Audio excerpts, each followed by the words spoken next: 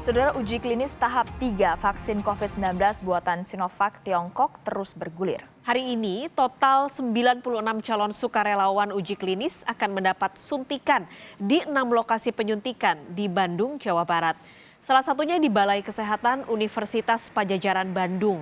Di sini, 21 calon sukarelawan yang Selasa lalu sudah melewati proses screening dengan tes swab PCR dan pemeriksaan kesehatan akan mendapat suntikan vaksin atau placebo dosis pertama hari ini.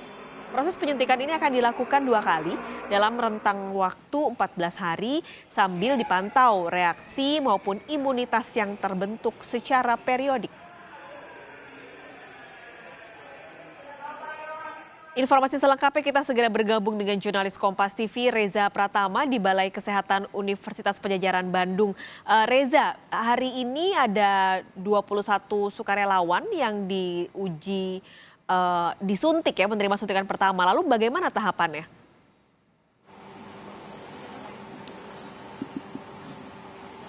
Baik Pak Skalis dan juga saudara, betul hari ini di Balai Kesehatan Unpad ada 21 sukarelawan yang akan menjalani uji klinis vaksin Sinovac tahap ketiga.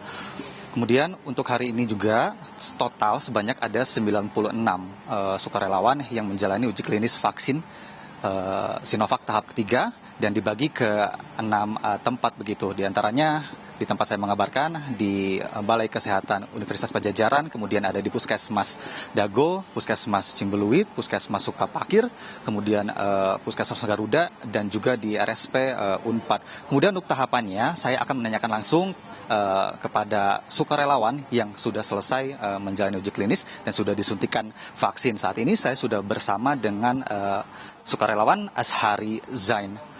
Mas Hari, selamat siang Mas. Selamat siang. Tadi Mas Hari sudah menjalani uji klinis vaksin Sinovac tahap ketiga dan sudah disuntikan vaksin. Sekarang apa yang dirasakan Kang setelah disuntikan vaksin, Kang? Untuk yang saya rasakan sebenarnya biasa aja Mas, jadi tidak ada efek yang signifikan atau parah. Gitu. Berarti biasa aja Kang ya, nggak ada efek apapun gitu Kang? Ya, tidak ada efek apapun. Bisa diceritakan sedikit Kang terkait tahapan dari proses screening dan juga sampai penyuntikan vaksin ini, tahapannya apa aja Kang? Ya, jadi dimulai kalau ketika misalkan kita berminat untuk jadi sukarelawan, kita menghubungi panitia, nanti diundang untuk screening awal. Jadi dilakukan PCR, tes swab, untuk dilihat apakah kita punya virus COVID atau tidak. Setelah itu 2 hari kemudian diundang lagi untuk rapid test, untuk melihat apakah kita punya antibodi atau tidak. Setelah itu baru disuntikan vaksinnya. Jadi hari ini saya telah menjalani rapid test dan juga disuntikan vaksin. Sebagai sukarelawan kan Mas ini tidak mengetahui apakah disuntikan vaksin ataupun mendapatkan placebo, Kang. Apakah ada rasa khawatir nggak sih, Kang? Kalau rasa khawatir enggak sih, Mas. Terutama kalau misalkan nanti disuntik vaksin juga saya nggak khawatir karena sudah diuji dari fase 1 dan 2 kan istilahnya cukup aman, jadi saya yakin. Hari ini penyuntikan dosis pertama, kemudian tim uji klinis Unpad sendiri akan menyuntikkan lagi kapan, Kang? 2 minggu kemudian nanti akan dipanggil untuk dosis yang kedua. Kemudian tadi setelah Mas Ashari, setelah selesai disuntikan vaksin ini, apakah boleh langsung pulang atau tidak sih, Kang?